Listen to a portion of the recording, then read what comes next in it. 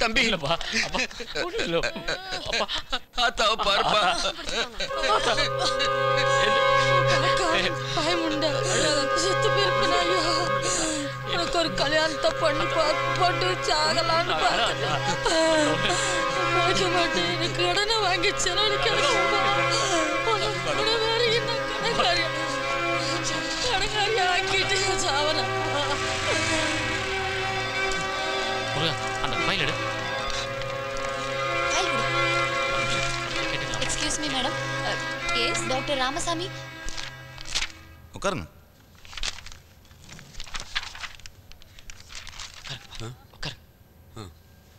Doctor Srinivasan தான் refer பண்ணியிருக்காரா?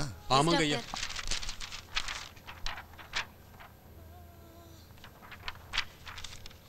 Angiogram பண்ணிவிட்டு CABG operation பண்ணிடலாம். ஆப்ரேஷன் செலவு, ஹாஸ்பிட்டல் செலவு எல்லாம் சேர்த்து ஒரு 1.5 லட்ச ரூபா செலவாகும்.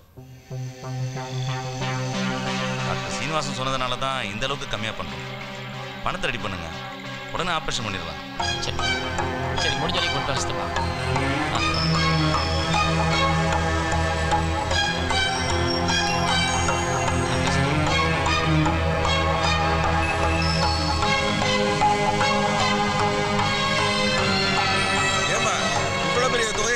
கேட்டா நான் எங்கம்மா போவேன்?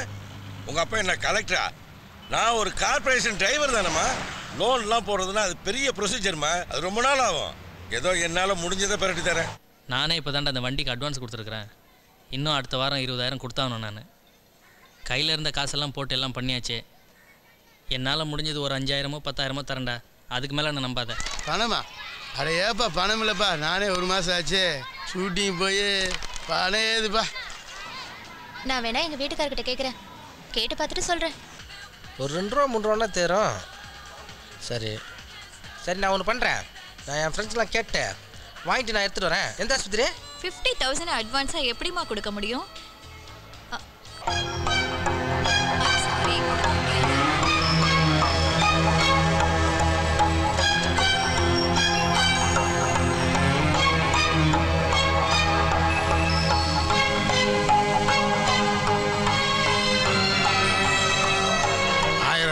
பரவாயில்ல.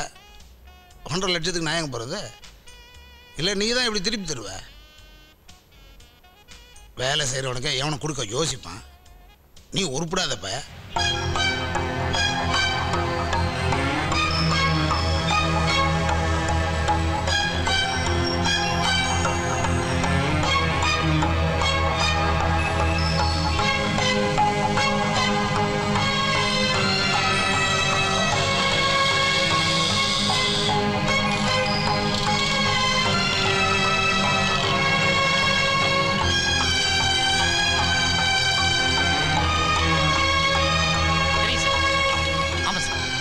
வந்துடுறேன் சார், உடனே இப்போ வந்துடுறேன். எங்க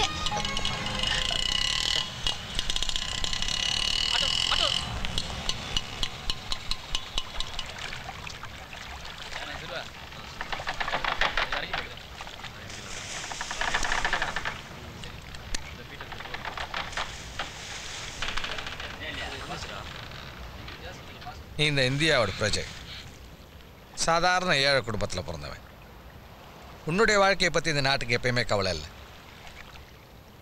ஆனால் உன் ஓட்டு மட்டும் இந்த நாட்டுக்கு வேணும்.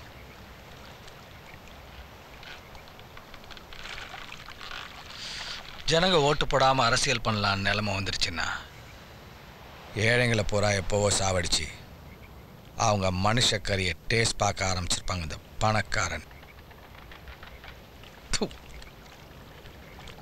God's grace.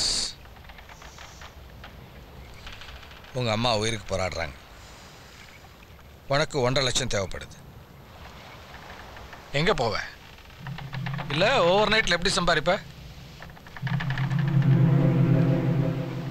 ஒன்றை மாதிரி தான் லட்சக்கணக்கான குடும்பங்கள் இயக்கங்களோடையும் போராட்டங்களோடையும் வாழுது. இப்படித்தான் வாழணும்னு யோசித்தவன் போராடி முடியாமல் கனவுகளோடையும் ஆசைகளோடையும் அப்படியே சாவுறான். எப்படியும் வாழலான்னு யோசித்தவன் எங்கேயோ ஓடி ஆடி தான் ஆசையில் பாதியாவது நிறைவேற்றிக்கிறான்.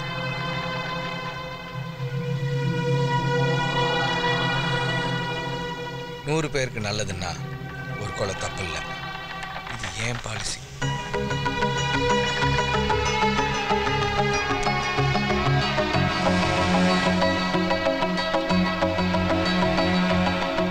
ஏற்றத்தாழ்வு இந்த நாட்டில் மாறுற வரைக்கும் இந்த மாதிரி பசங்களோட இயக்கங்களும் தேவைகளும் தீர்க்கப்பட போகிறது. இன்னைக்கு வாழ்க்கைக்கு எது சரின்னு படுதோ அதை முடிவெடு. புத்திசாலித்தனம் தான் இங்கே எல்லாத்தையும் ஆளுது. பாவம் புண்ணியம் சரி தப்பு இதெல்லாம் இல்லை. நாம வாழணும், அவ்வளோதான். உங்கள் அம்மாவோட உயிர் காப்பாற்றுறது என்னோட பொறுப்பு. நீ எனக்கு கடைசி வரைக்கும் சின்சியராக இருப்பியா? இருப்பா சார். எனக்கு பிடிக்கல. நீ ஆரஸ்ட் போய் அந்த வேலை பார்க்க போறேன்னு சொல்றது எனக்கு பயமா இருக்கு குமார். இன்னைக்கு ஆபரேஷனுக்கு பணம் கிடைக்கலன்றதுக்காக அந்த ஆள்கிட்ட போய் மாட்டிட்டா என் வாழ்க்கை என்ன நினைச்சு பாத்தியா?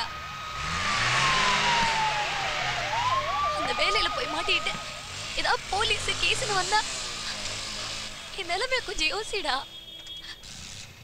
எங்க அப்பா கிட்ட எப்படி பேசுவ? நாளைக்கு உருவாப்புற நம்ம வாழ்க்கையோட இன்னைக்கு உயிருக்கு போராடி இருக்க எங்க அம்மா தான் என் கண்ணுக்கு தர்றாங்க. அப்ப நான் என்னை பத்தி கவலை இல்லை உனக்கு? புரியாம பேசாத மகி.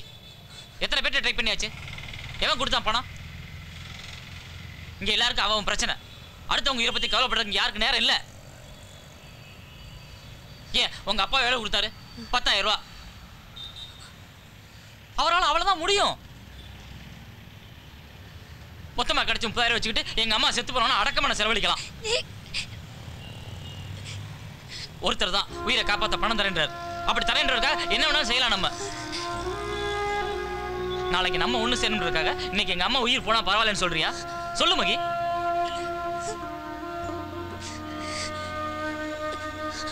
அந்த வேலைக்கு நீ போறதா இருந்தா இனி மறந்துரு குமார். இன்னைக்கு உன் அம்மா உயிருக்காக நீ கவலைப்படுற மாதிரி நாளைக்கு என்னால என் குடும்பத்துக்கு ஒரு அவமானம்னா போய் சேர்றது 5 உயிர். அதை பத்தி நானும் கவலைப்படணும். முட்டாள் மாதிரி பேசாத மகி. என்னால இன்னைக்கு தான் முடியுது. என்ன பண்ண சொல்ற? ஓடணும், பணம் சேர்க்கணும், எப்படியா சீக்கிரம் பணக்காரனானு முடிஞ்சது நம்மளால. இந்த சினிமாவில் நடிக்கிற அளவெல்லாம் நம்மளால முடியாது. 6 மாசம் போனதான் மிச்சம். ஒரு முன்னேற்றம் இல்லை.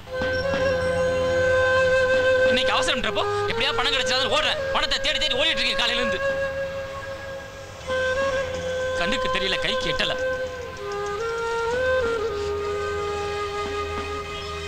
தெரியாத தேவதை விட தெரிஞ்ச பிசாசு மேலும்பாங்கல்ல, அதுதான் அரசு.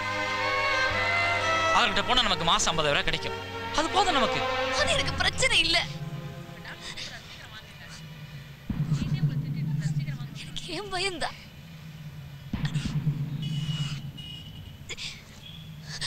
ஆர்எஸ் கிட்ட இருந்து பணம் வாங்க வேண்டாம். அப்ப நீ 1 லட்சம் ரூபாய் குடி, நான் போகல.